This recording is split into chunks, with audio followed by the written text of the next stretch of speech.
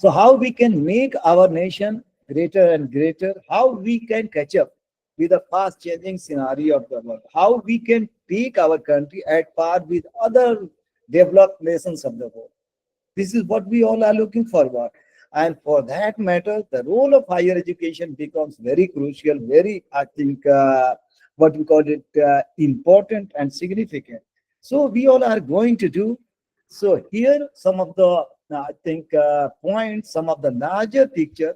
Let me try to explain it to you or put it before you. That you must have heard that India has replaced China in terms of the population. India has become the most populous country on the earth or on the globe or at the world level. So you must be wondering what is good in it. Of course not, but there is again silver lining existing within that. What is the silver lining?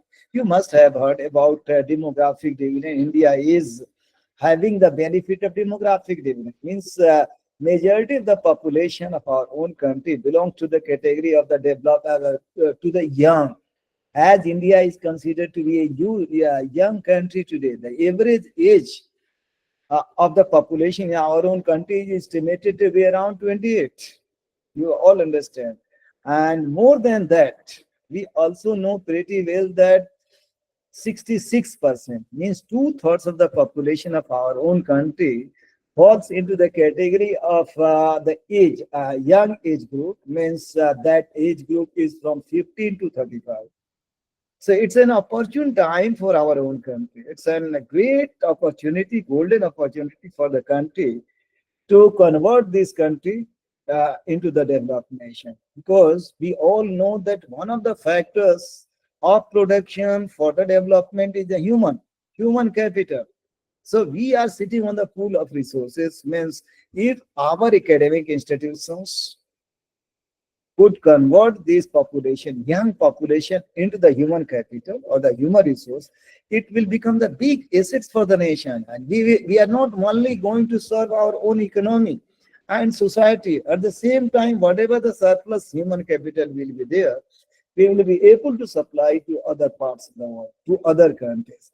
And for making my points rather more illustrative and more convincing, that if you see the today's scenario, I think India has acquired the first position in not only in terms of population, but also in terms of the receipt of the remittances.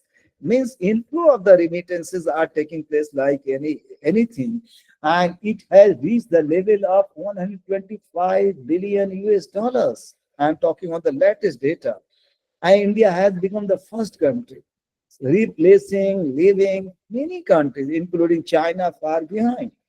And you all understand the importance and significance of remittances. Means that remittances are being used for many purposes, for eradication of poverty, unemployment, inequality. All these challenges are being met by these remittances.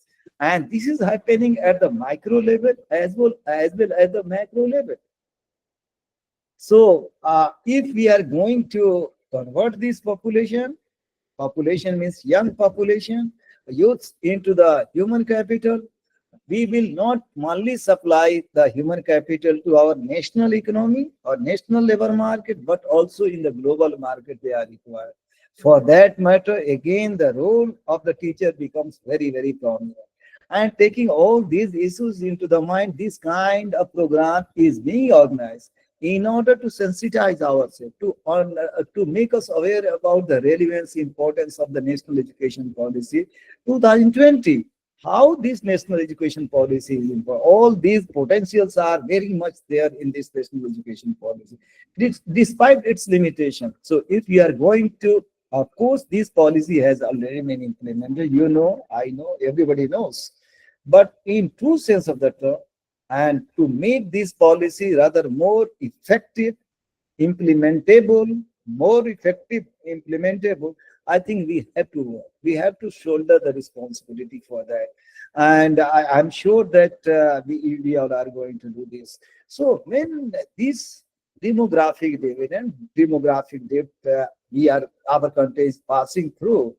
I think this is very important in the sense that this kind of situation will not continue for all times to come. It is going to be over by 2055 or 50.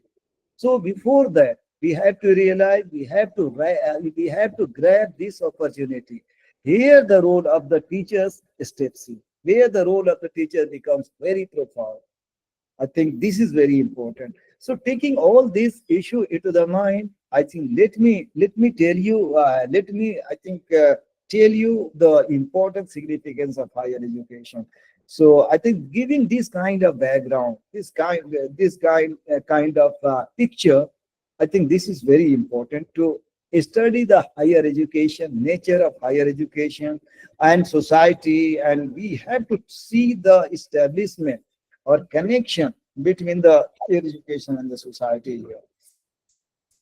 Taking this kind of situation, let me now open the slide, means PPT, and one by one, I would like to highlight the significance of our deliberation over here. So just give me a minute.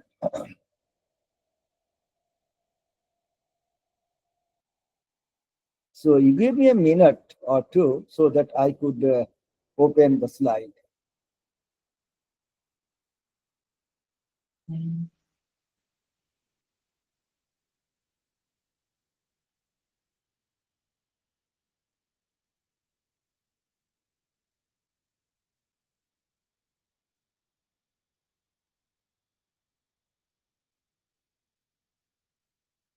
Is it okay? This is visible? Yes, sir. This was visible. This is visible? Yes, yes. Okay. So let us try to understand this issue with the help of this slide so that we can have rather more impact. So we all know. I think let us begin with this thing. What is the purpose of education and what is the purpose of development also? So education is the most powerful weapon which you can or we can use to change the world. I think education is the panacea. In fact, it is also said the beautiful thing about learning is that no one can take it away from you. I think if I have the money, it could be stolen, it could be taken by somebody. If I am educated, if I have the knowledge, that cannot, it will go with me. I think it cannot be snatched, it cannot be taken away. So this is a very beautiful, this is a very important thing. Education breeds. When we talk of education, means it is the panacea, it is the tool, or it is the agent through which we can change the world. We can make the world better, a better world. Let me tell you. So society can be enlightened only with the help of it. So it could be said or it could be put in many ways. Hence, education is very important.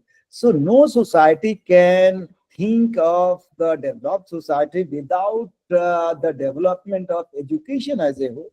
Education including it. These are the two social sectors that become very, very important for any country, any civilized, any progressive, any scientific society. So what basically education does, again, just I'm highlighting, education breeds confidence, and confidence breeds hope, and hope breeds peace. And today is the scenario in this 21st century. Things have become very despair and very pathetic because war, you see the war even in Europe, like Russia and the Ukraine war, even in West Asia, which is our extended neighborhood. The problems are again very perennial, very problematic, let me tell you. So education is the only hope. Education is the only, I think, light or enlightenment through. I think many positive things or positive event could take place. So giving this kind of background, let us try to hypothesize, let us to talk about the philosophy of higher education. What kind of potential, capability, education, more specifically the higher education is having. And higher education or the mission of higher education is based on four very important elements or the pillars. This is what we call. So what basically the purpose of higher education? What is the function of higher education? The function of higher education is to create knowledge, to enhance knowledge. We all know that. I think in the university, in the academic institution, what do? We come here and we enhance the knowledge. We also try to make the person's voice or rational. So it is one of the pillar of higher education is considered to be knowledge enhancement or knowledge creation. And establishing truth is again the other pillar, other elements to which we all talk of. Means seeking truth or establishing truth.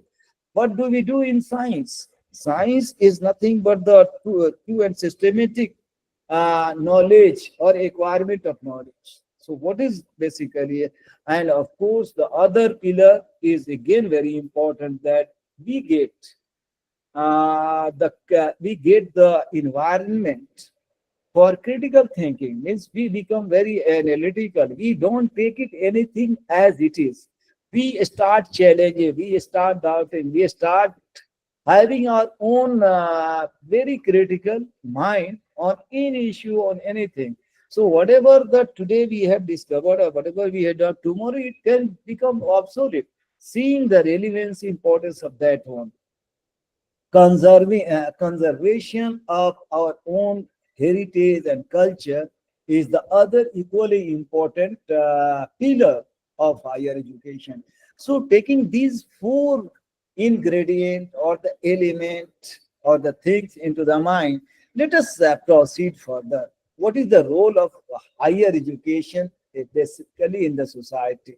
So many issues, many challenges are there, and we all are watching. So one challenge is relating to the things which is dynamic, which is changing. As we say that the things are changing very fast, so we cannot keep anything. So what is today, what was yesterday is not today, and tomorrow will be different. So yesterday, today, and tomorrow.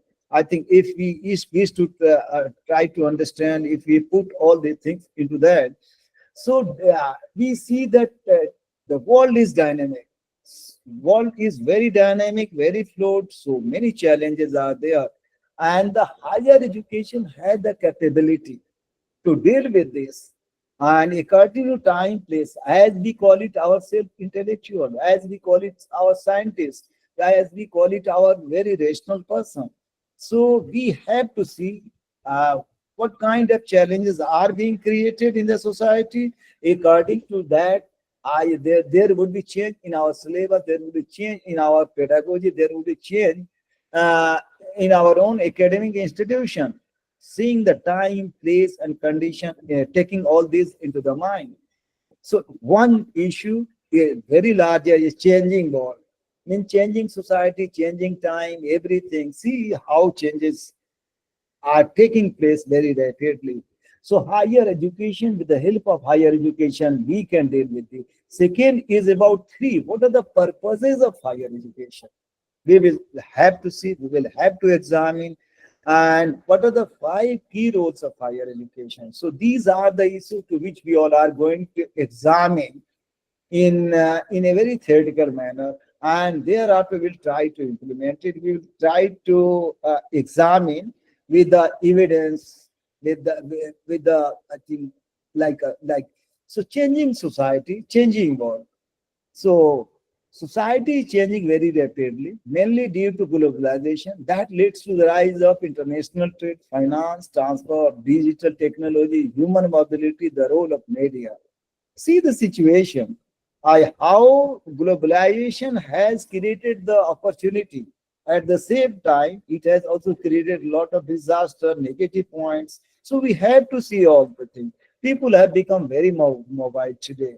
So gone are the days it was not possible. But today, I think you can travel miles, 100,000 miles a day with the very limited time period.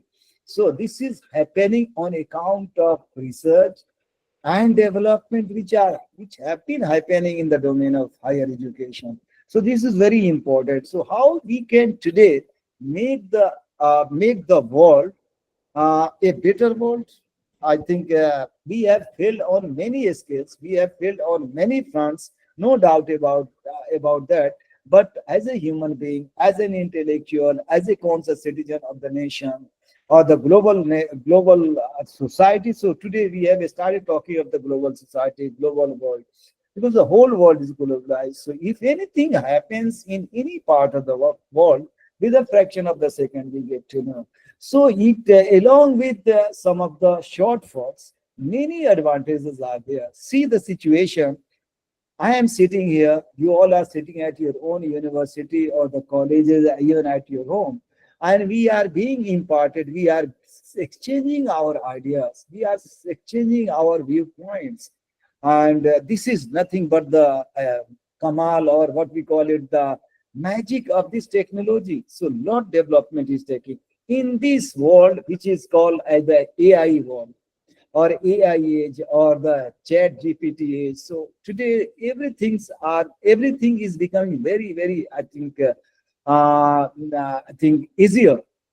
So this is very important. So this globalization that is in fact characterized by expansion of economic activities across the national boundaries means whatever the resources are, natural resources are available.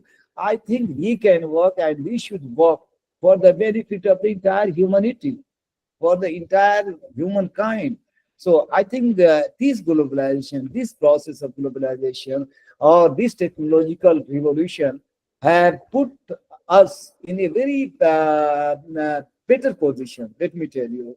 So this must be taken into account, and this is manifested. It means this technology, international trade, investment, finance on account of the flow goods and services technology. So already the role of higher education has become very prominent in order to meet the current challenges, even the future challenges. Let me to a larger extent, I think higher education has to play, is had play, or it is expected to play a very important role. So far, the case of challenges, current uh, or the future challenges are there.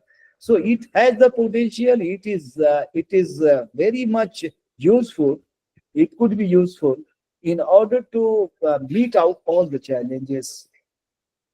So that is very much there. So let us now talk of the what are the purposes of uh, higher education, how it could be understood, how it could be put.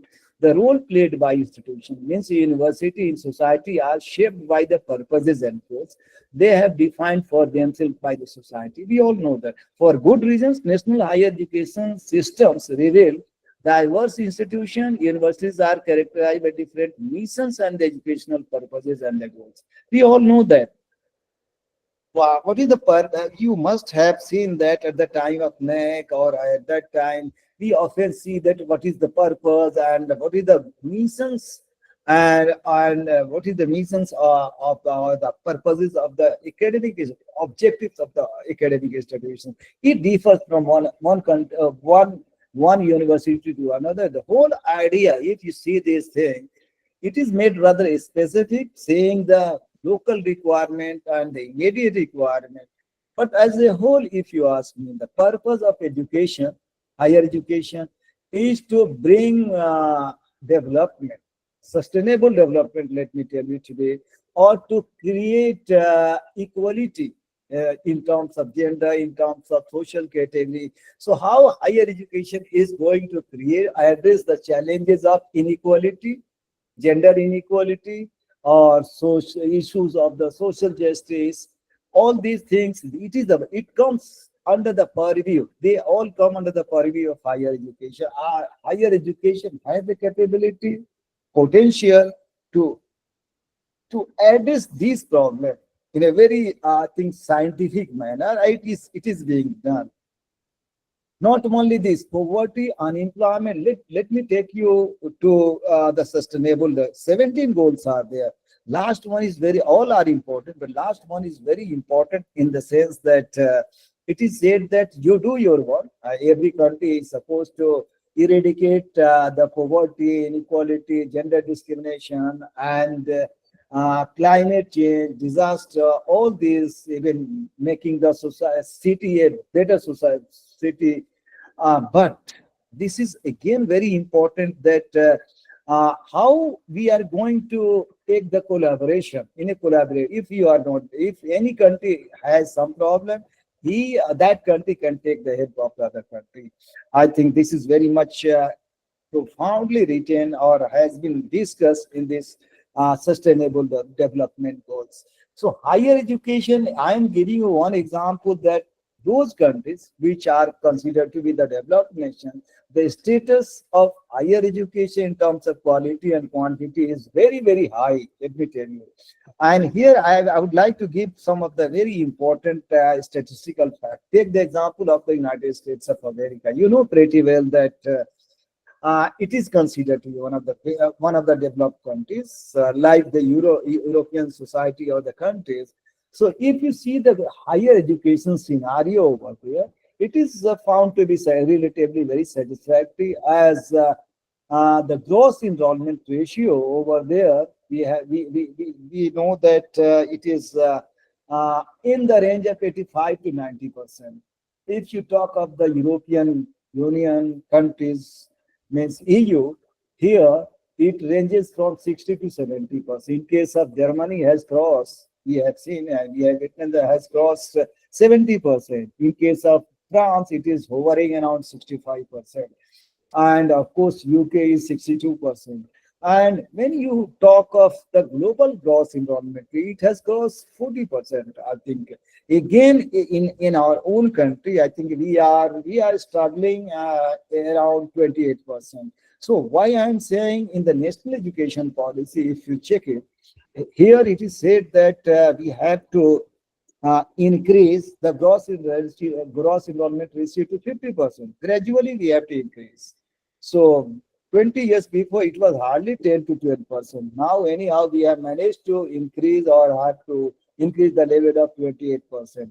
Still, it is below the average global gross enrollment ratio.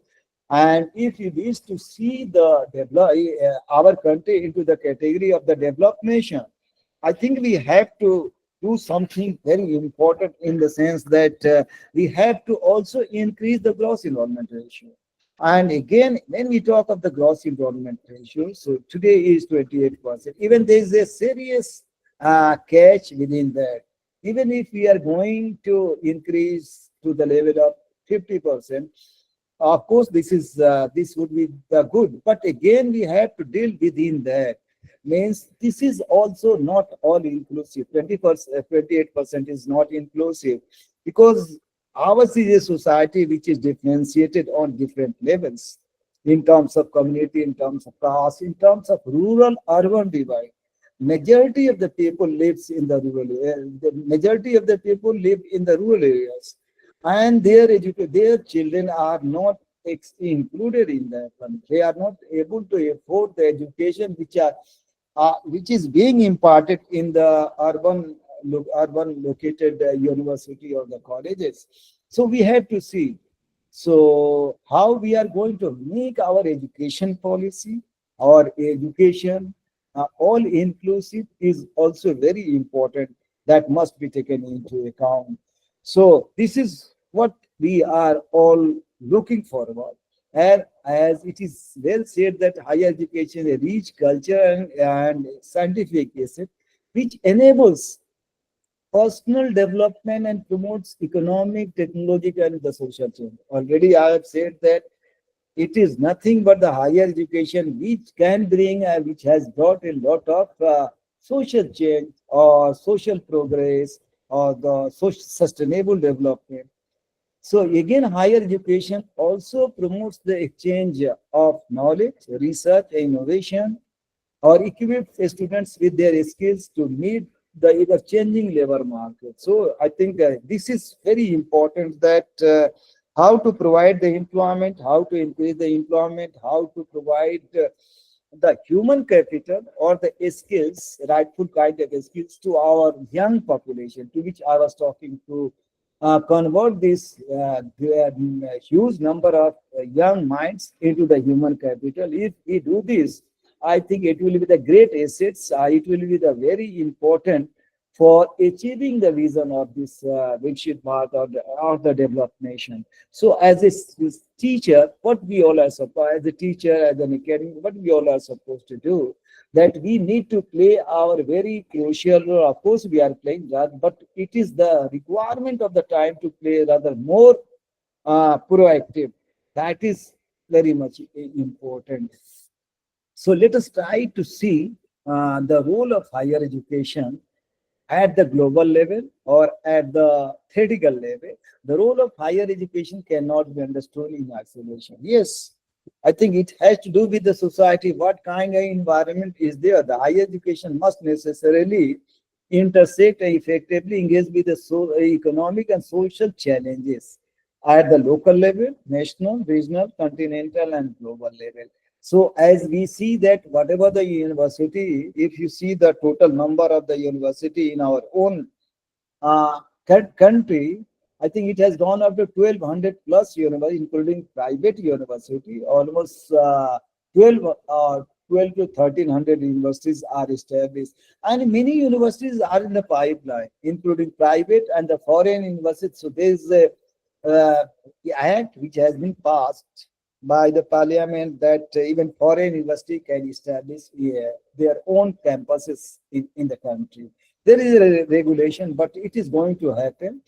And I am afraid that there will be very competition is going to take place among not triangular countries, private, public, and then foreign university.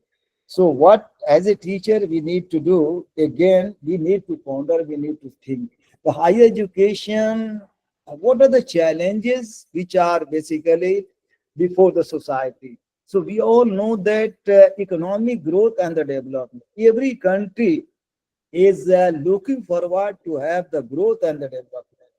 So is the case. So many economists have come with their own view that if we are really interested to achieve the target of Viksit Bharat by 2047, so India has to grow 7 to 8%. So how 7 to 8% is possible?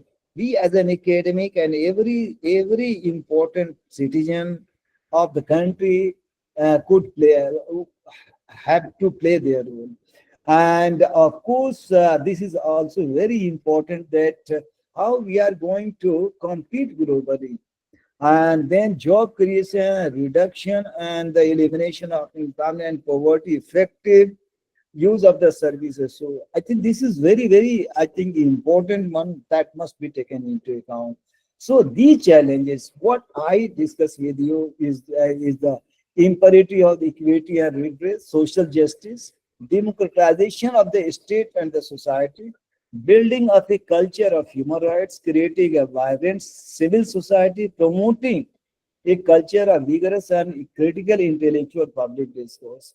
I think these are the very important, I think, issues to which we say that these can be addressed only at the academic level or the university. Universities or the colleges are made for this purpose to come with a very refined kind of thing. So how we can think of the thing that is ideas, yes, lofty ideas, how to create peace.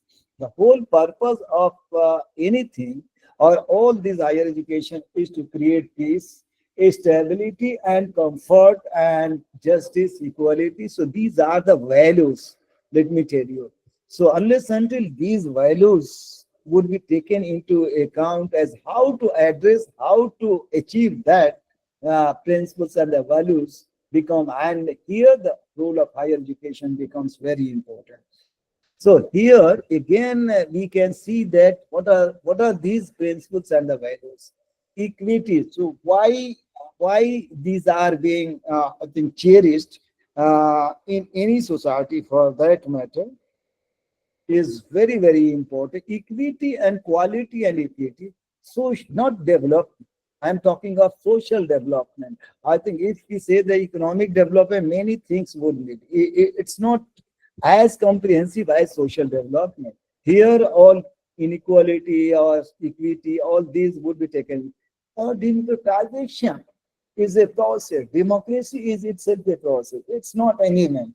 And it is the process. When we say that anything is a process, but it will be ongoing kind of project.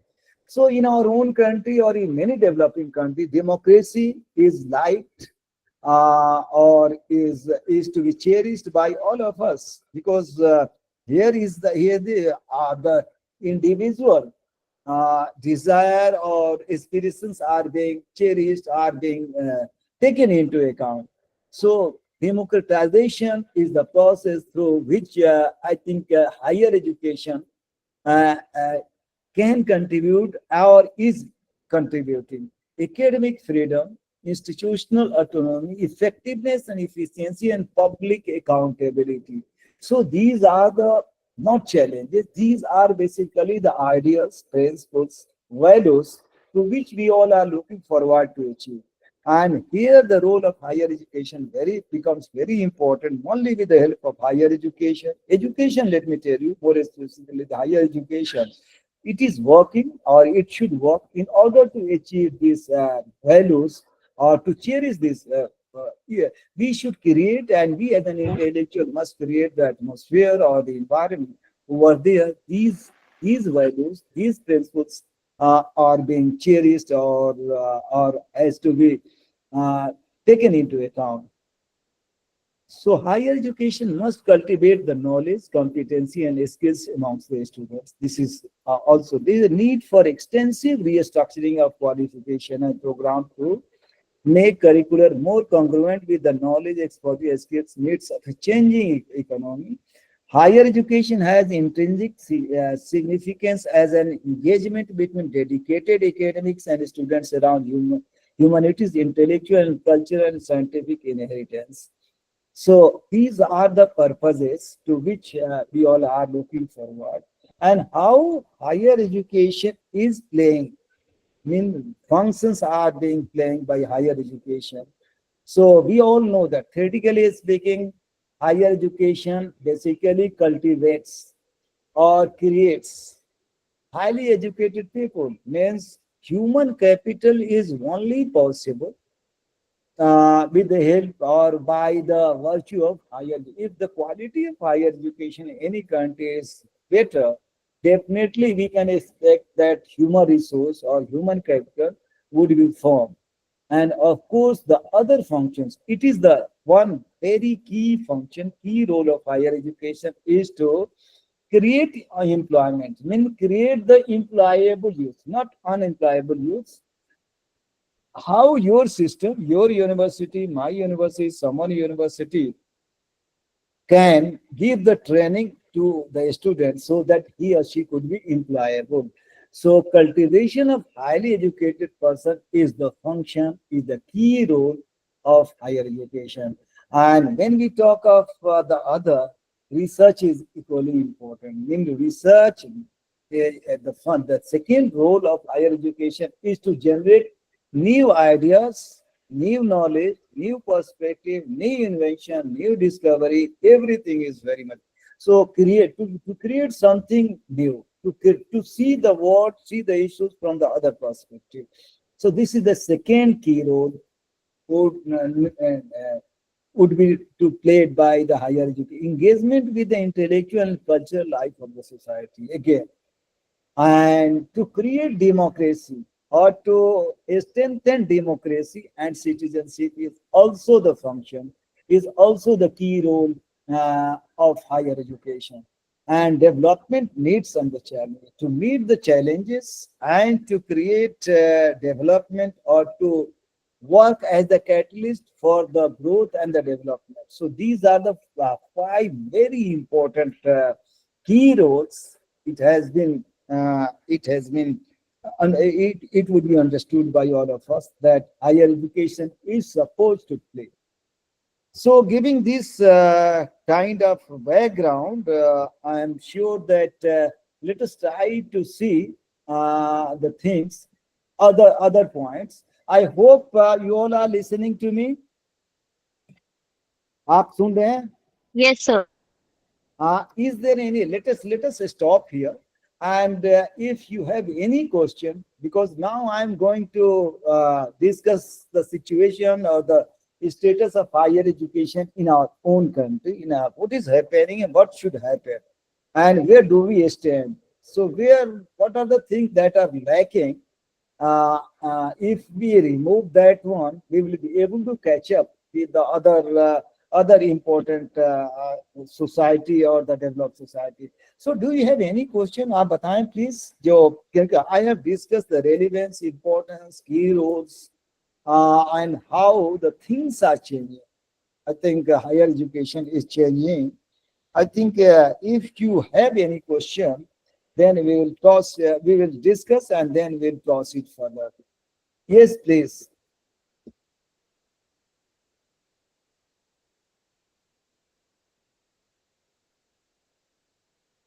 Yes, please. Why I have stopped that so that you could have some question. If you have some question, I'm very happy to answer your question, and then we will move on to the other part of our discussion. At least 10, 15 minutes. Let us discuss, and then we'll move on to the other part of our debate. So I'm going to discuss the impact of higher education, how higher education is playing its role in our own economic scenario, in our own country. We need to see. So, do you have any question, please? आप पूछें question कोई भी हो. Then we'll move on. Other at the last moment you will feel exhausted. You will not ask any questions. That's why I have just stopped it, and we will take up your questions, and then we will move on to the second part. We have to stay here till 6, I guess. है ना? कोई भी question you go, any you all are dealing higher education every day.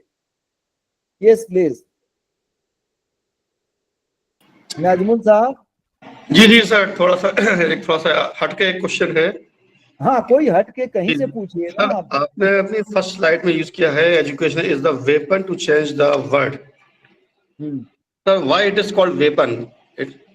Why it is not called tool और things? पर weapon तो विनाश लेकर आते हैं, शिक्षा तो विकास और शांति लेकर आती है. अच्छा अच्छा. अब टूल को भी देखिए, वैसे तो ऑब्जेक्शन करेंगे, हर वर्ड पे ऑब्जेक्शन होगा कि टूल कैसे हुआ. Tool is also a very I think in it kind of things. So उस सेंस में नहीं कहा. देखिए, ऐसा है कि हर वर्ड का अगर देखेंगे, आपका मीनिंग बहुत सारे हैं. अगर वीपन का मतलब आप वो ये नहीं है कि बंदूक ही हो, ऐसे गन ही हो. ये आई थिंक ये वो इतना बड़ा वीपन है कि दुनिया में चेंज वही लाता है. ये उससे वो जो वीपन जो विनाश का नहीं, चेंज का मतलब पॉजिटिव चेंज. ठीक है, आपने कहा वीपन, इसको टूल कहिए. आप कोई नहीं, देखिए इंग्लिश में इतनी वेराइटी है कि आप टूल की जगह पे आप वीपन की जगह टूल कहिए, टूल की जगह इवन और भी बहुत सारे. As a catalyst, education as a catalyst, education as a what we call it panacea. Education as a panacea, higher education as a panacea, जिसको राम बाण बोलते हैं. उसी तरह आई थिंक हर चीज की इसमें इलाज है. आप जो ये तो ब्यूटी है. आप how flowery your language, your communication, it all depends on you. So don't weapon. I think weapon, but I have used this word even at par with it is the greatest weapon. It is the greatest weapon to create civility, to create I think stability, to bring peace. I think it is the greatest weapon. So no weapon can be at par with this education. This is what I meant. ये नहीं था कि मतलब विनाश वाला नहीं, ये दुनिया को बेहतर बनाने वाला.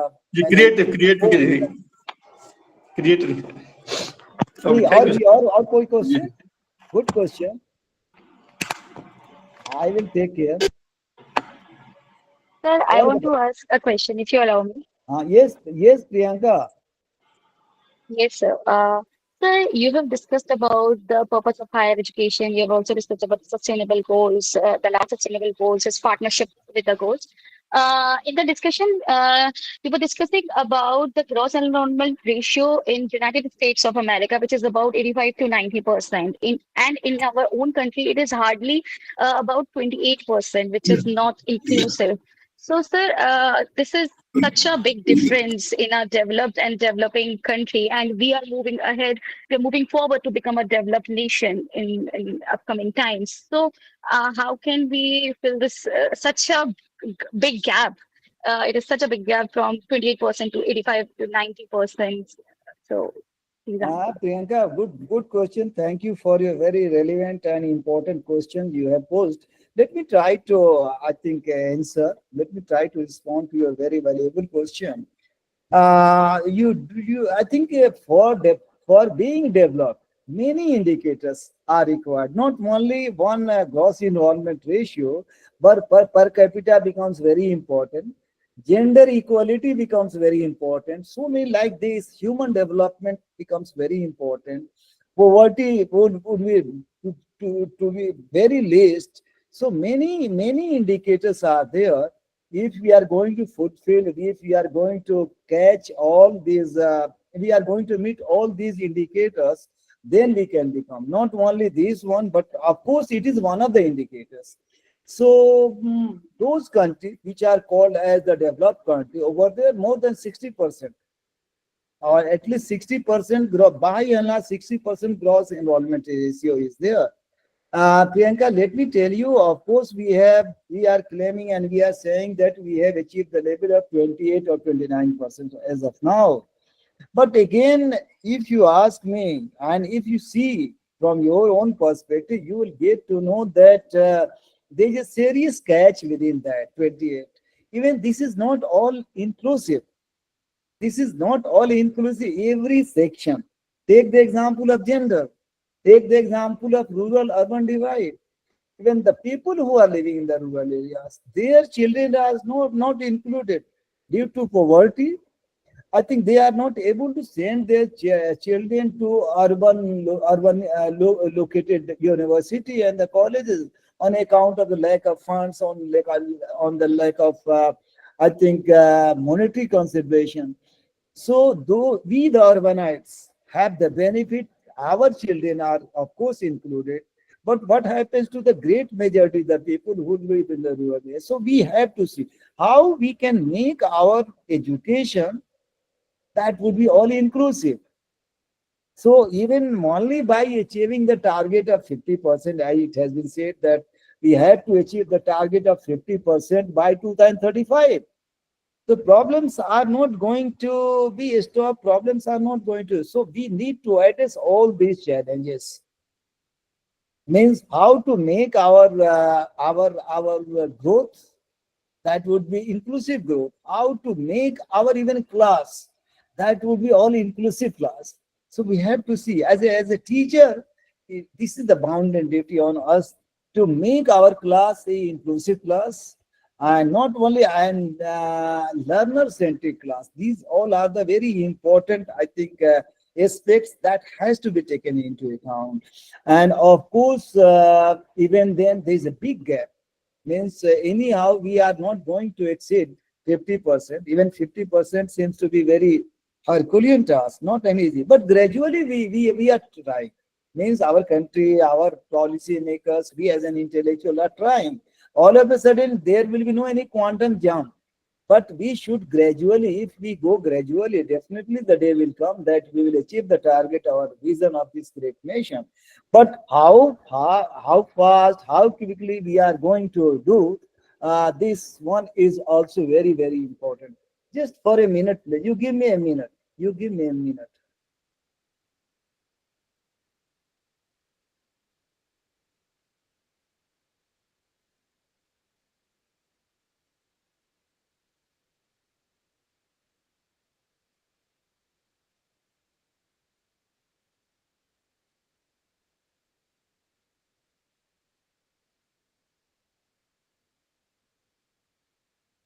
Yes, yes. Just a minute.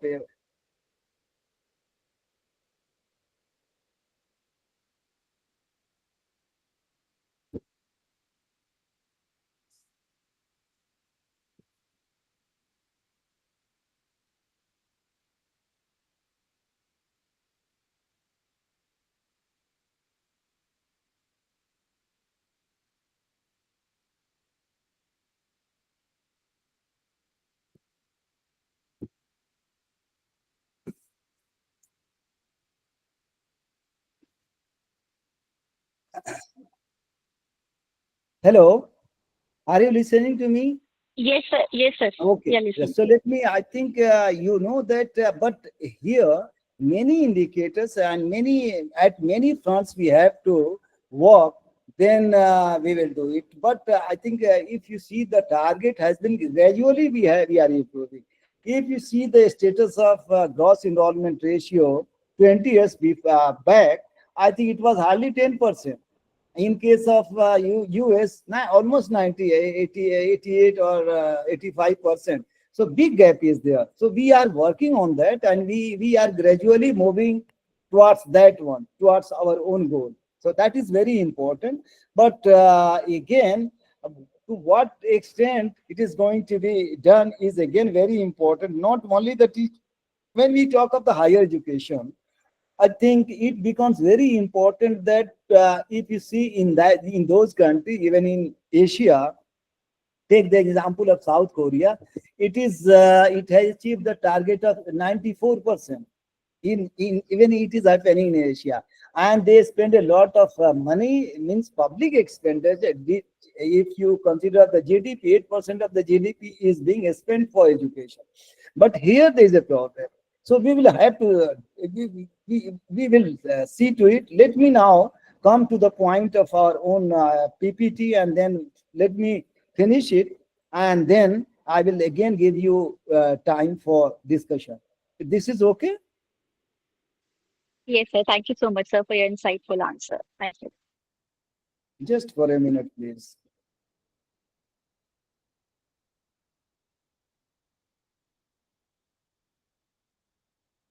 This is okay.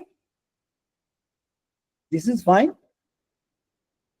So let us try to Yes, see sir. the globalization on Indian higher education. What kind of impact globalization has made on Indian higher education? So there's a profound impact of globalization on higher education, like other sector. The Indian higher education institutions are to equip students with the competencies necessary to thrive in the global life. As already I have told you, and I have talked to you that now every country is interconnected. Means in this globalized era, or globalization has brought all the countries together. Now it has converted the entire countries into one global village. So we are also connected with other countries, with other institutions, other university. So there is a benefit to it. So what kind of benefit we are going to take it, and even whatever we are producing, whatever knowledge we are imparting, or the skills we are imparting to our students, I think they have to compete to the global market. So our syllabus, our things, our way of teaching should be in such a way that the students, our products would be, I think, competitive, or they could compete necessary in the global labor market. As it is a higher education institutions are to prepare students for the challenges and opportunity of the global job market. As India integrates further into the global economy, the skills and the knowledge required by the workforce have undergone a significant transformation. See the why it was the need of this national education policy. I think we all know that globalization has underscored the importance of cross-cultural communication, adaptability, and critical thinking. And of course, this kind of environment is very, very important. So let me now wrap up and discuss with you that what we as a teacher are supposed to do to deal with this current scenario. So it is very much clear the Indian higher education institutions are responsible for preparing our students to excel in this rapidly changing globalized economy. So these are the strategies that must be adopted by us, by our policymakers, by our government, everybody. Then our students can compete. Holistic curriculum development means we have to prepare our curriculum, taking all the challenges, taking all the issues all across the world,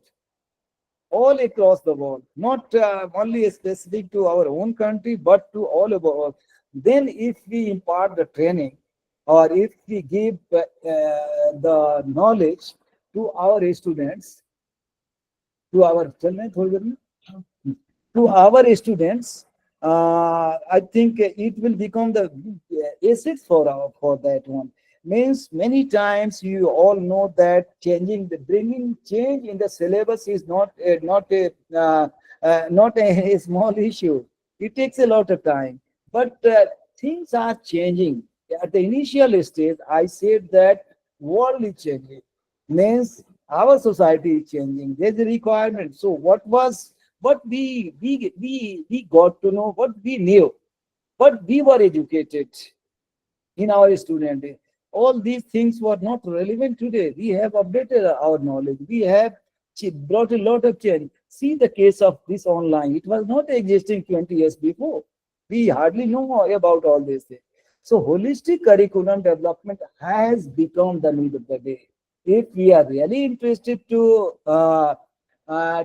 capitalize our human capital or our population, our young minds, there is no other way out. The only way out to bring a lot of transparency or change in our syllabus. The second one is there is an emphasis on soft skills.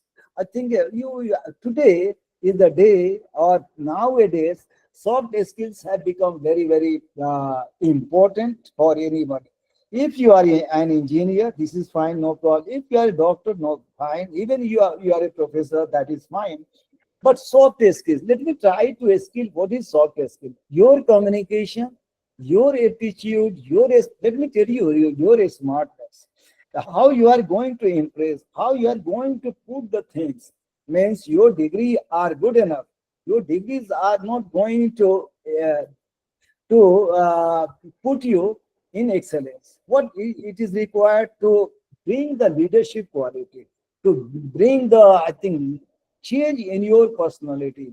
It seems that yes, you are the only person who can do it. So we can produce the student who would be all rounder, he can excel like anything. See, the students, today it has been done, first they do it B.Tech, M.Tech, and then MBA or like that. So I think leadership or communication skills, team building, these are the very important, I think, aspects of the skills that has become the need. Additionally, your engineering, your software, what we say that your computer science knowledge are good enough, but what you need additionally is the soft skills. Experiential learning again is very important.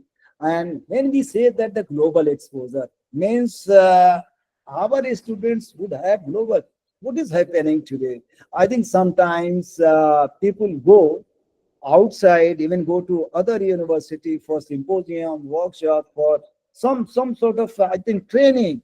So global exposure, if we have, definitely we can understand the requirement of that particular society and all that.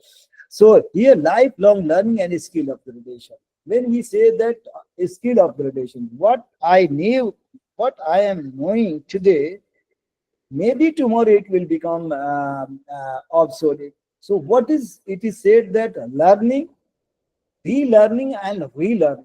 Man, this is the process. Whatever I have learned tomorrow, it possible that I have to omit and I have to relearn something, which is important.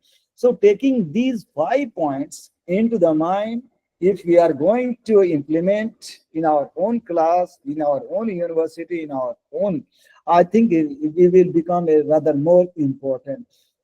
There's a need for the training of our faculty or academic staff, because things are changing very manifold or very rapidly due to globalization, due to change, due to technological change. There's a rapid change in higher education knowledge. It is doubling for 10 years, 5 years. So train unless until gone are the days. Whatever you need for good enough. But today, every day you need to face the challenge even in the class. I think students are becoming very challenging today. So we have to prepare ourselves, and how quality is important again. as you all are seeing that, I think the last day, you can realize that what is the cost benefit of your time spent here. We will definitely come with the point that yes, I have learned something, I have been energized, I have been sensitized, I have also acquired something which I didn't know. So this is the purpose of training, this is the purpose of orientation, this is the purpose of uh, in service exposure. So here, what kind of a strategy would be there for this training, for this exposure? Again, it could be possible at the university level, national level, even at the institutional level, even at the global level. Sometimes we often would go from our own university, taking the money from the university to do some symposium, workshop, or international conference. So we get a lot of exposure. So that is the time that must be there. So here, I think, let me already I have discussed with you what are the current and the future challenges. So let me tell you that there is a growth in demand for higher education. So it's a challenge. The demand for higher education is growing, but our educational institutions are not adequate enough. So at the time of independence, just after, it was hardly 28. Now the number has gone to 45,000 colleges, and I think it is now 11 to 200 universities, including all. So number is increasing. So it is the demand of the university, of the population, because demographic dividend, as I have highlighted that, if we wish to translate all this population into the human capital, I think many more institutions need to be established. Not only foreign universities, not only private, even public universities are the need of the time. And then, of course, these are the facts. Financial constraints has always been there, so we have to see all these things. And there's expectation from the academic staff. Again, this is the other challenge. And then there's a concern for quality. So if you see the concern for quality of higher education, again is very important. So many committee and commissions were established from time to time in order to deal with. When you see this National Education Policy 2020, even in this policy, it is clearly said that quality is a concern, but at the same time, quantity. As we say that we need to expand our education, we need to increase the access of education. Means not only confined to 20, but we have to go very quickly to achieve the target of 50%. When we will achieve the target to 50%, very soon we will see that at least 10 to 10, 60, 65% will become very important.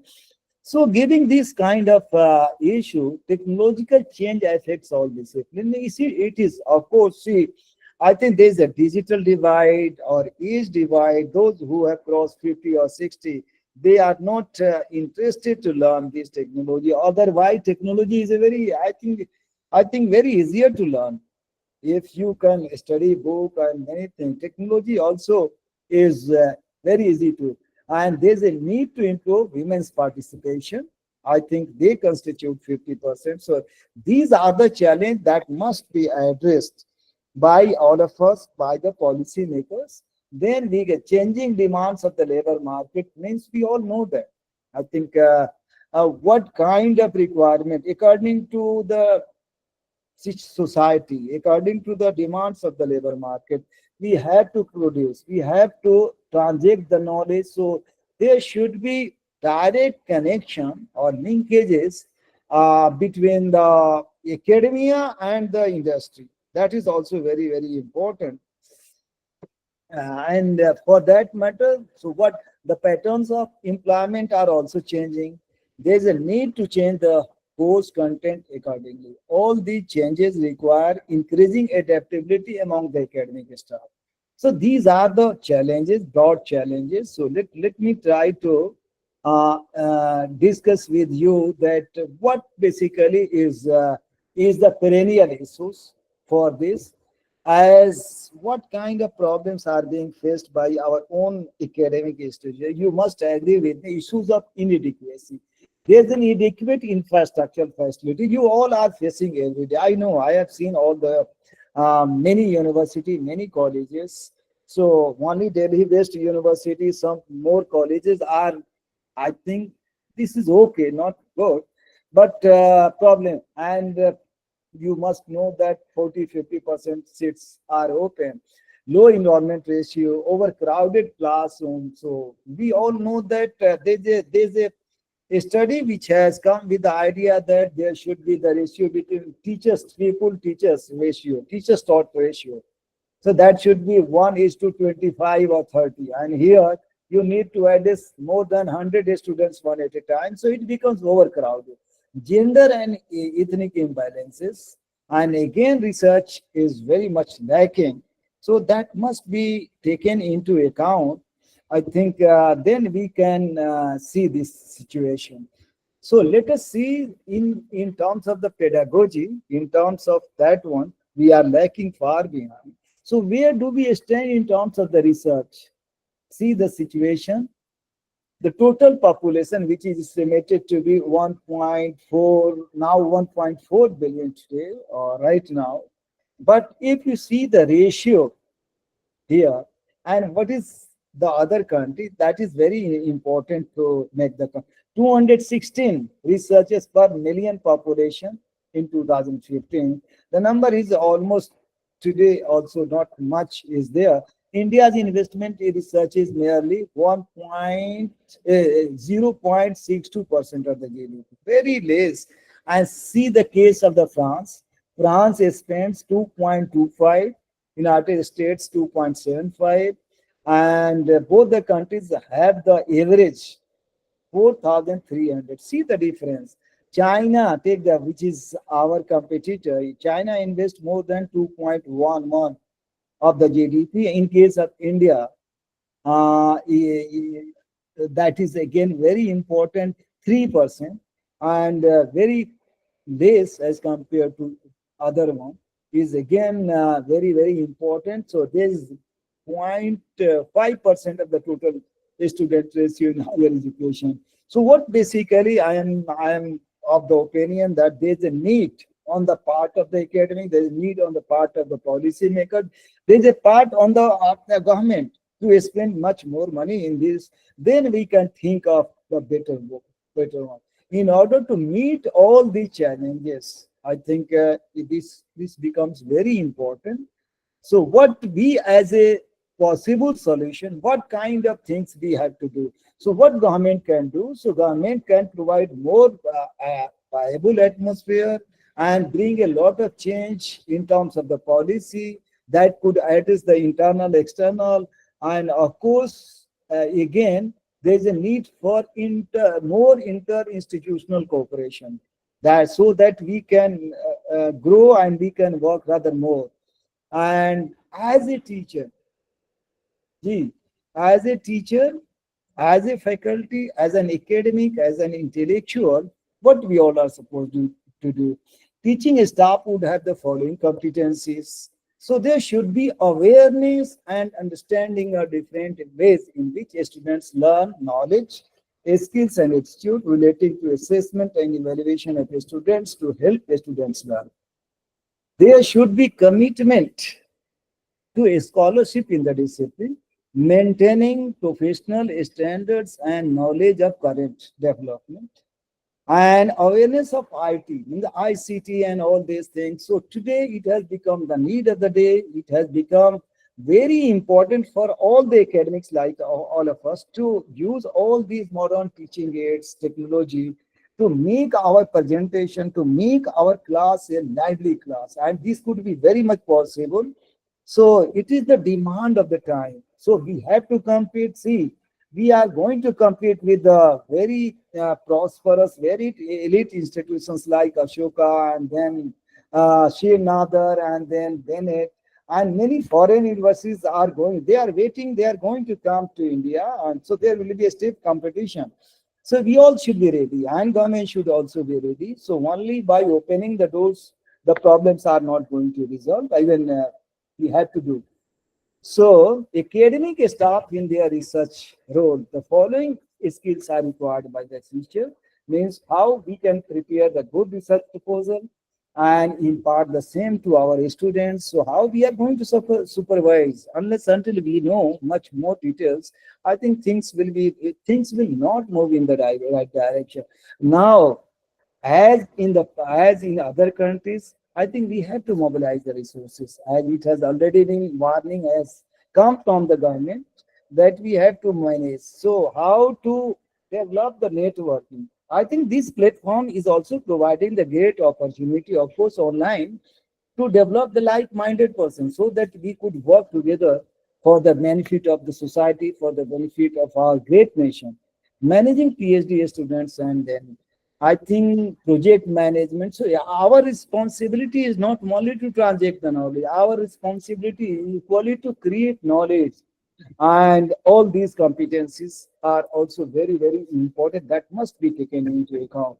So giving this kind of background, as initially what we said that higher education and society. So this is the very two very important elements or the aspect that has to be established. What kind of, so if you talk higher education as independent variable and society is the dependent variable. So how active means this higher education is going to play a very crucial role so far as the case of the development, progress, equality is concerned in the society. So these are the some of the very points just I wanted to highlight, just I wanted to put it before you, so that you could start thinking what are the gap, how we can compete in the labor market, how we our students can be employable. So last but not the least is very important, making higher education competitive globally. Means I'm talking of our own higher education. What we all need to do as an Indian, as a responsible citizen. So in order to compete our higher education with the global standards, there's a need to take the following steps. uh, we cannot say that it is only has to be done. So we as an intellectual need to study deeply and suggest the same to the policy makers and to the government, regulating the entry of the foreign university. It is waiting at the door, setting quality standards, providing financial support for our own academic institution, promoting international collaboration. So if a stakeholder, those who are the very important stakeholders of higher education must come forward. Then our public funded, of course, it is one of the very important that we all have been given the chance to learn from each other. NEP orientation, sensitization, and then FIP and mini programs are being organized by this MMTTC are providing a great opportunity to all of us to learn something so that we can compete globally and we can ask the bidders who can compete globally. So regulating the entry of the foreign university, setting quality standard, providing financial support for internationalization, and then to promote international collaboration. I think today, so making the higher education competitive globally, we had to do a lot. But these are the some important points which I thought that I must share with you. And many more points are there. So I will be very happy to take up your question and some suggestions, some comments, so that I could also learn something very important for all of you. So I think not much time is left. Already I gave some time, so still 15 minutes are there. I am sure that you will ask your own questions, your own observation, your own queries. So feel free to ask the question. बिल्कुल आप question पूछिए. हमने deliberately कम से कम इतनी देर आपको छोड़ दिया कि कुछ तो पूछ.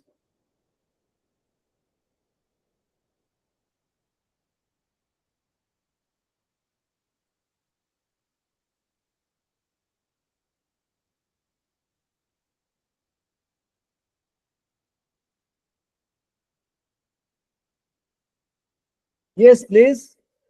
Are you here? Can I call your name? Divya, Anupam, Priyanka, Nazmul साहब आप हैं? Priyanka are you here? Yes. जी सर, तो कोई क्वेश्चन नहीं है। आप लोग पूछिए, अच्छा लगेगा ना। आप कुछ कम की देर ओन क्वेश्चन, इतना हम उस वक्त से बोल रहे हैं तो कुछ तो बोले आप लोग। You all are equally rather more competent than me and you are the practitioners in fact. तो कुछ पूछिए आप, मतलब इसीलिए मैंने छोड़ दिया, otherwise मैं तो I could have dragged down to the ultimate time. So please ask, unless until the question would not come from you, I think the very purpose of this program will not be fulfilled. Yes, please. Any question can never be wrong. Let me tell you, answer could be wrong. There might be possible that the answer would be wrong, but question can never be wrong. Question तो गलत हो ही नहीं सकता, answer तो गलत हो सकता आंसर गलत हो सकता है, है? आंसर ये गलत आप हो भी सकता जानते, है। इतना तो सभी जानते हैं कि क्वेश्चन तो गलत हो ही नहीं सकता, क्वेश्चन जी इज जी जी। Question. And here there is no any binding ki what kind of question you can come. Free to ask the way you like the question. I will very happy to take up positively and respond to you. Sapna.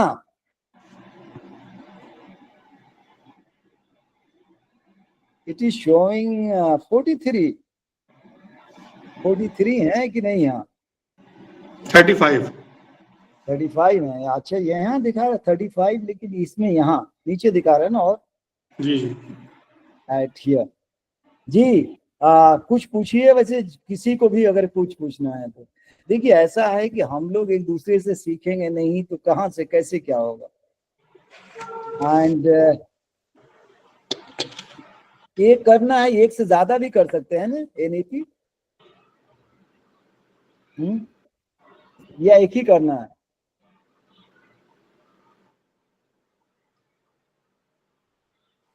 Sir एक से ज्यादा भी कर सकते हैं। अच्छा हाँ, minimum एक करना। तो मैंने तो 15 मिनट, तो ज्यादा लोगों की शिकायत होती है यहाँ तो जी देखा कि लोग शिकायत करते हैं कि टीचर ऐसे आए कि सब पूरा टाइम वही बोलते रहे, हमें टाइम नहीं दिया। हमेशा हमारे पास यही शिकायत आया करती थी, complaint sir, resource person never allowed us to speak.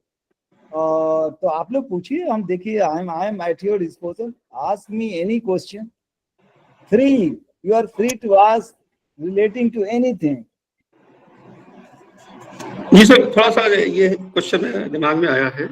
हाँ बताएं। सर पहले बीएड 1 साल की हुआ करती थी। BEd bachelor of education. Bachelor of education 1 साल की? जी जी। एक और साल का तो कभी भी नहीं रहा, 2 साल से तो हमेशा नहीं सर, ज्यादा। मैंने 1 साल की बीएड की है। बीएड? अब हम समझे कि आप बीए कर बी रहे हैं। जस्ट आई बीएड बीएड नहीं, BEd bachelor of education. Okay okay okay, हाँ ओके। बीएड। हाँ जी, 9 तो months। लेकिन अब 2 साल की हो गई है। एमएड 1 साल की हुआ करती थी, एमएड 2 साल की हो गई है। तो इस तरीके से जो है, मतलब प्रोसेस को लेंथी क्यों किया जा रहा है, क्या वजह है नहीं, मैं इसकी? बता रहा हूँ। देखिए ऐसा है कि थोड़ा इसके लिए यही है, हमने कहा ना कि ग्लोबल एक्सपोजर। देखिए दुनिया जैसे बहुत ही आपको लेमैन लैंग्वेज में बता रहे, दुनिया जैसे चल रही है उसी आपके एक फ्लो में जी, चलना उसी फ्लो पड़ेगा। में चलना है। अब मैं बताऊं, आप देखिए ऐसा है कि सब चीजें उसको इसलिए किया गया है कि इसको जो system, that system to which we were carrying forward had failed. कोई चीज जब फेल हो जाएगा तो कुछ तो करेंगे, वो तो it was not delivering the goods. So जी। what happened? I'm talking of the whole as a system, because hmm. things are changing, society is changing, world is changing very rapidly. जो आज है वो कल नहीं रहे, कल जो होगा परसों कुछ और होगा वैसे। So it creates a lot of challenges for us, for everybody. So if we don't change ourselves, if we are not adapting, then क्या होगा? The system will misfit us. आप जो कह रहे हैं ना कि वो कम्बरसम बनाने का कोई इरादा किसी का नहीं हो सकता, वो कैसे how to create the system which would be easier for. Take the example of previously, अब नाउ ग्रेजुएशन इज ऑफ कितने साल का ग्रेजुएशन है जो आप न्यू एजुकेशन पॉलिसी में, ये जी, हो गया 4 साल का। 4 साल का। जी। मास्टर 1 साल का हो गया। तो ये इस तरह का दुनिया में एक सिस्टम है जो कि सक्सेस है। तो सक्सेस ही चीज को तो हम कोशिश करेंगे कि उस तरह का बना करके हम भी सक्सेस हो। अब Absolutely. when the semester system was introduced, even at that time, lot of what we call it hue and cries was there कि ये क्या है, but वो annual system was perfectly all right, लेकिन फिर किया तो कुछ तो उससे बेहतर है। देखिए सेमेस्टर डजंट मीन कि ये एक साल को जो होता है ना कागज का टुकड़ा एक पूरा ये उसको ऐसे नहीं है। ये the system in which you are talking of semester, it keeps you all the time busy. It keeps you all the time busy. ये नहीं कि आप मतलब उसको 6 महीना में 6 महीने, that system will keep you at your tools. So वो है, वो ऐसा नहीं है कि उसमें है कुछ आपको बिल्कुल ही tutorial and then semester system and then आपको एक सारी चीजें एक साथ से रहेंगी। वो नहीं कि ठीक है नवंबर आया दिसंबर में हर साल एग्जाम होता है, दिसंबर में सब सारी चीजें होती है, ऐसा नहीं। 6 months mean every day you need to go and you need half yearly exam तो होता ही था सिस्टम में। बीएड है ना, बीएड जो पहले वाला जो था ना उतना सक्सेस नहीं था, उसमें प्रॉब्लम थी, तो कहा कि लेटेस्ट एक्सपेरिमेंट इस तरह। आप 4 साल हुआ तो देखिए अब था ना कि आप पहले अगर ग्रेजुएशन किए होते तो अगर 1 साल 2 साल आपने किया तो you would have not got any kind of degree. But today if you have completed 1 year, you would be given the certificate for 1 year. And you can live, and when you need it, when you desire, you can continue and come. And when you complete 2 years, even you will get the diploma. And even thereafter you can leave. So this is the reflective. After completion of 3 years, you will be given the degree of graduation.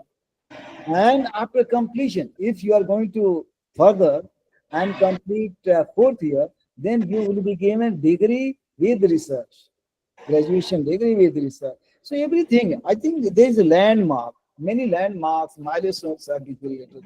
Previously ये था कि आपने अगर पूरा complete नहीं किया तब तक कुछ नहीं मिलेगा, but even सर्टिफिकेट दिया उसका अपना वैल्यू है, डिप्लोमा अपना वैल्यू है, डिग्री का अपना वैल्यू है, फिर उसके बाद 1 साल और रहे तो उसका भी वैल्यू है। सब all depends on your requirement, it all depends on your situation. पहले आपका 1 साल के बाद देखिए किसी वजह से आपको छोड़ना पड़ा, so you left the system empty handed, कुछ भी नहीं लेकर गए, फिर कहीं आप अप्लाई नहीं कर सकते। तो इसको सिस्टम को थोड़ा सा उस तरह का रेशनलाइज किया गया क्योंकि ठीक है आप यहाँ से किए फिर कहीं और से कर लीजिएगा जब आपका सिचुएशन अलाउ करेगा। तो एक हुआ ना भाई, डिग्री हो डिप्लोमा हो कुछ तो है ना, उसी तरह के स्किल्स दिया गया। स्किल्स भी देने का ये नहीं कि not only theoretical but applied, like applied psychology, applied science, like this. So it has the direct application, that is very important. तो लगता है it seems to be cumbersome, it seems to be difficult, but it has been made rather easier and student friendly. इसको बनाया गया student friendly. How we can create the situation that would be not teacher centric, not teacher friendly, rather student friendly. So unless until we are going to do this, the things will not move in the desired direction. Desirable direction के लिए ये करना पड़ेगा। जी sir.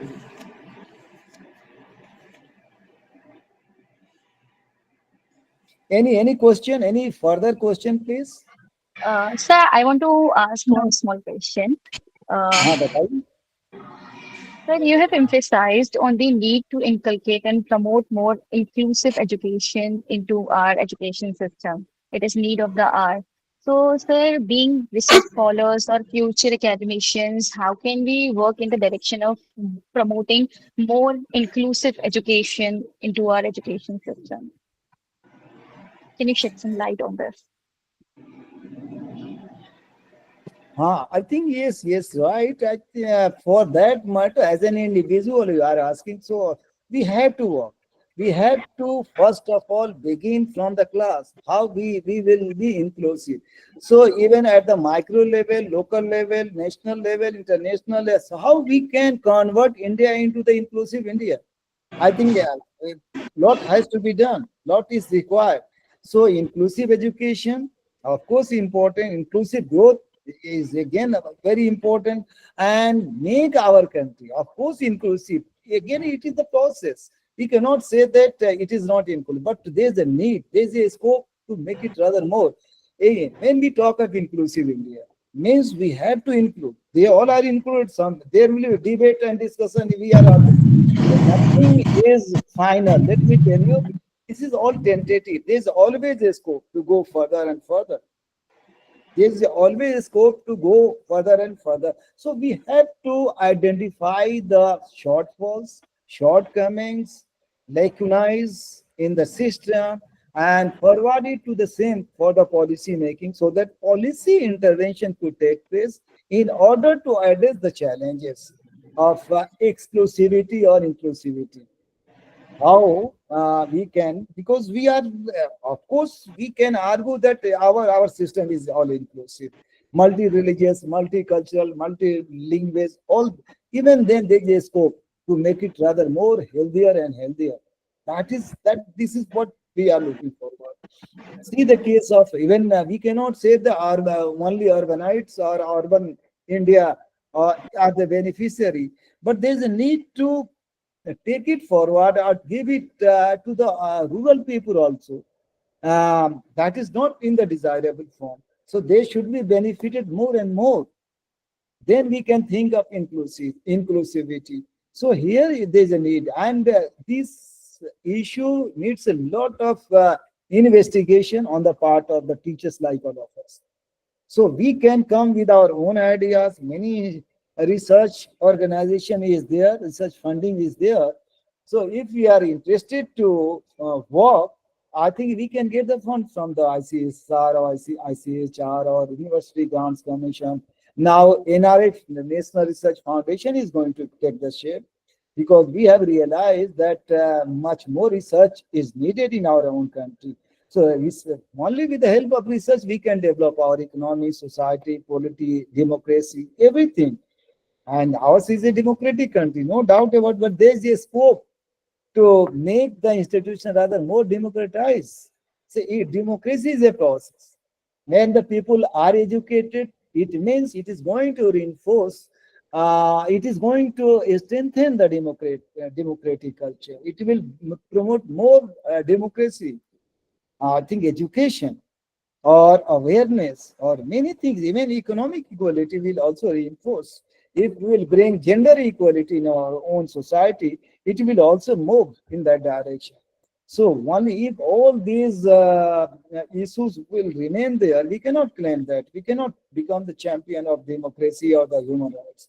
So there's a need of human rights. There's a need of taking all these points into the positive direction. This is all I think I should share with you. So Priyanka, I hope I have answered you. Yes, sir. Thank you so much, sir. Thank you, everybody. Thank you so much. I hope you have had two lectures, two talks. You must have, today is the first day or second day? First day, sir. Today First is, day. today is first day. Yes, sir. Okay. So I wish you all the very best. 7 themes are still there at your, it is in the pipeline. I hope you all will enjoy. So thank you once again, and I wish you all the very best for your future endeavor. Thank you once again. Thank you, Priyanka, and thank you to the director in absentia and everybody, all of our colleagues who have joined this course and they have participated in this program. Thank you once again. Thank you so much, sir, for such a remarkable, very informative, and incredibly insightful lecture, and very crisp and clear and enriched with data presentation on higher education and society. Sir, it was not only intellectually stimulating, but also deeply enriching. You have very rightly said that. Hello, sir. Are you listening? I'm hearing. I'm hearing. Okay, Priyanka. sir. Okay, sir. So you have very rightly said that India has replaced China in terms of population, but one advantage is two-thirds or 66% of the population of our country is young or youth population. So we need to convert these young people into human capital, And India has acquired highest position not only in terms of population, but in terms of receipt of remittances. As you have said, it is 125 billion US dollar. So we can utilize these remittances for the eradication of poverty, unemployment, and converting young population into human capital through education.